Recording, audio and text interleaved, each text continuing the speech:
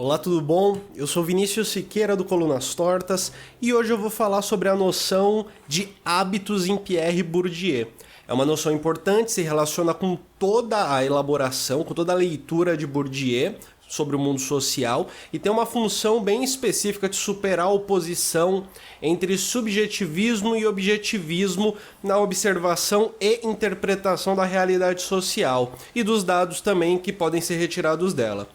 Para isso eu vou usar principalmente o texto do Bourdieu chamado Esboço de uma Teoria da Prática, de 72, ele vai ser minha base.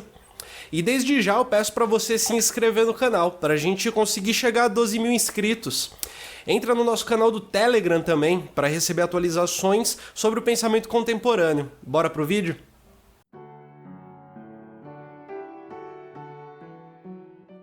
A preocupação inicial de Pierre Bourdieu de conseguir ler atentamente aquilo que a realidade social mostrava, principalmente nas suas pesquisas de campo, né? Mas que não era possível de interpretar corretamente, com coerência, não era possível entender de fato o que estava acontecendo a partir das visões correntes, mais ou menos ali nos anos 50 da Europa. Bourdieu, nas suas pesquisas antropológicas do início, do trabalho de pesquisa, ele percebia que não seria possível explicar, por exemplo, o comportamento, a conduta de uma pessoa que saiu da zona rural e foi bruscamente inserida no contexto urbano.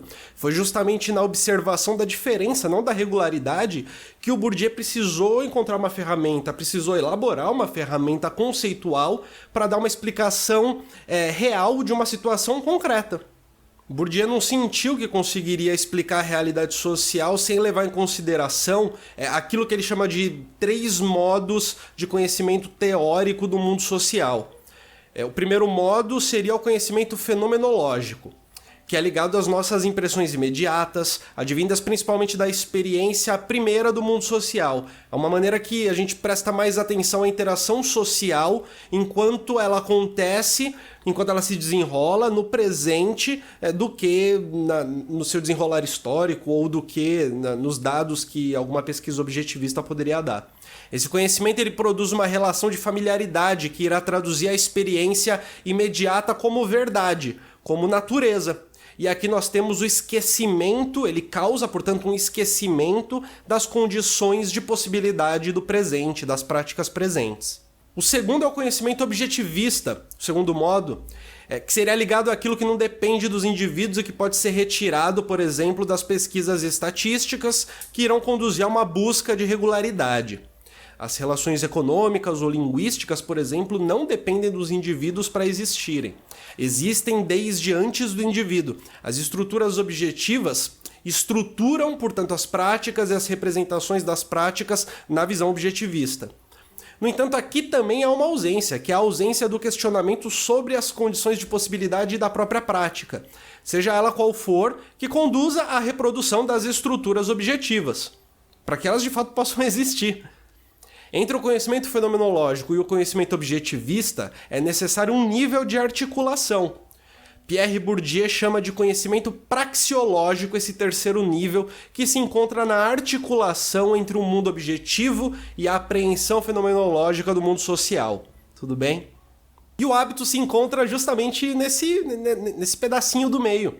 O hábitos é aquilo que se encontra numa articulação entre o mundo exterior e as práticas individuais empiricamente observáveis, que deveriam ser parte de uma decisão interior, portanto. Se eu fosse utilizar termos sem muita preocupação com o arcabouço do Bourdieu, eu poderia dizer que o hábitos é aquilo que articula a subjetividade de um alguém com um mundo que de fato existe para além da percepção desse alguém.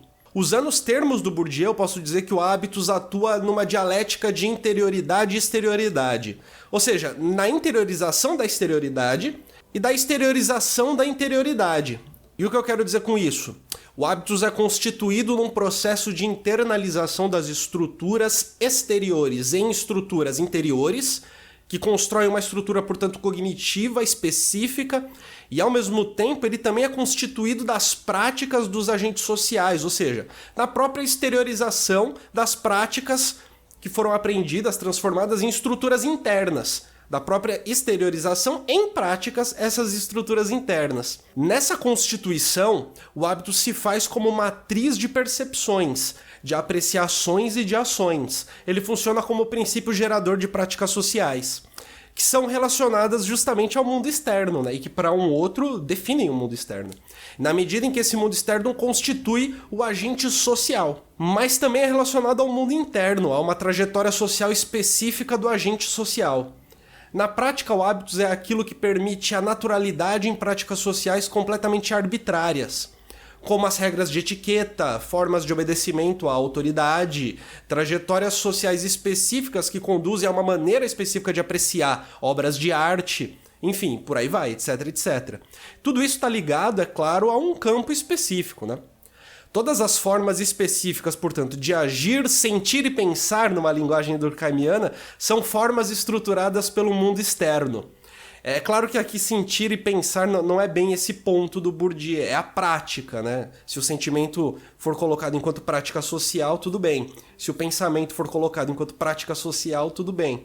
O grande ponto aqui é o seguinte: as práticas sociais são estruturadas pelo mundo externo, mas são estruturantes também enquanto são feitas desse próprio mundo externo. O hábitos, ou seja, essa lei imanente das práticas que é depositada em cada agente social pela educação primeira, é a resposta para os diferentes usos da língua em harmonia, por exemplo, que causam entendimento aos participantes de um campo social específico. Falam a mesma língua, tudo se passa como se falassem o mesmo código que pode ser decifrado. Mas também dos usos irregulares do código, né? Dos usos que são distintivos, que produzem a diferença. Eu fiz um vídeo sobre o campo social em Pierre Bourdieu, vai contribuir muito para entender essa relação do hábitos e como que ele faz com que um campo possa ser observado e como que ele faz com que práticas possam ser observadas no campo e como que ele pode ser observado para entender como as práticas num campo social, elas são meio que irredutíveis a outros campos. Tudo bem? O hábitos, ele distingue, ele separa. O hábitos torna modus operandi um traço distintivo que, na apreensão do senso comum, às vezes parece ser mera escolha individual, às vezes desnecessária. Como quando um artista vai até uma festa com roupa extravagante, impossível de nós, meros mortais, entendermos o fascínio por uma moda que não dá para ser utilizada, por exemplo, num trem ou para andar na rua. O hábitos distingue porque varia conforme a posição ocupada pelo agente no espaço social. E eu inclusive fiz um vídeo sobre espaço social, tá aqui no canal do Colunas Tortas, e você pode conferir também, justamente para entender o que é esse espaço social e como ele distribui as diferentes posições sociais e como que se constitui dessa forma um campo de relações de força, de relações de poder. Um campo de relações de poder que acontece através de práticas de fato que devem ser vistas, que podem ser vistas empiricamente, que têm sua regularidade e que são práticas apreendidas justamente na vida dentro do campo, ao se tornar um agente social deste campo. Isso quer dizer no fundo, que o agente social aqui, colocando esse terceiro nível praxeológico, entendendo, portanto, o agente social como sendo essa coisa que interioriza estruturas externas e exterioriza estruturas internas, ele passa a ser não algo que está em oposição à sociedade, né, o agente. Ele não é mais o ator social. Ele passa a ser, na verdade, talvez uma extensão. Não uma extensão da sociedade, mas talvez entender sociedade e indivíduo de maneira separada, talvez aqui já não faça mais tanto sentido. Talvez aqui um seja extensão do outro, mas não uma extensão harmônica. Um seja extensão do outro em todo tipo de transformação possível, em todo tipo de irregularidade possível. Afinal de contas, as regras do hábitos permitem um número possível, um número X, um número determinado de possibilidades práticas de ações, né? De ações práticas, aliás. Isso que o hábitos permite, essa regra, ela não se faz como o conteúdo completo, fixo, o conteúdo já preso. Pelo contrário, se faz como a regra que permite se chegar no conteúdo, mas que, por exemplo, também permite acontecer dentro de um campo social a disputa, a luta pela definição do mundo, pela definição daquilo que o campo social acha relevante de se definir, né? Isso é muito interessante. O hábitos também está nesse jogo de luta, nesse jogo de força, de tensão.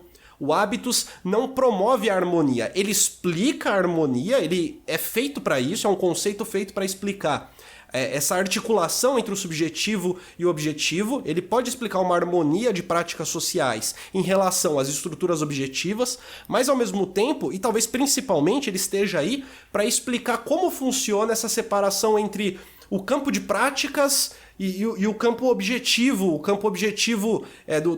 das taxas, dos dados da sociedade que não dependem dos indivíduos para existirem. E aqui a gente consegue explicar também as tensões e entender as estratégias de luta, e isso que é interessante, tudo bem? Deixe seu comentário, coloque seu ponto, fique super à vontade. Todas as segundas e quintas nós temos lives aqui no Colunas Tortas. A segunda às 7h30 da noite, jantas filosóficas em que eu, Guilherme do canal Delongas e o Caio da Sociedade dos Psicólogos nos reunimos para falar sobre algum tema específico. O próximo nessa segunda será Round 6. Às quintas, às 8 horas da noite, leituras comentadas em que eu tomo um texto de base e comento os pontos principais com a citação na tela para a gente poder ler junto. Aproveita e deixa o like também para que mais pessoas possam ver esse vídeo. Se inscreva novamente no canal, eu digo. Se você já for inscrito, se você já conhece meu trabalho aqui, se você já participou dos cursos do Colunas Tortas, já comprou um livro meu, fica à vontade também, considere se tornar membro. Você vai ter acesso exclusivo a vídeos que são só para membros, aliás. Esse acesso exclusivo, hoje já há uma série sobre a microfísica do poder. Nesse acesso você também vai ter a chance de ver uma série de vídeos sobre o normal e o patológico. E assim poder se introduzir numa leitura Foucaultiana. Tudo bem?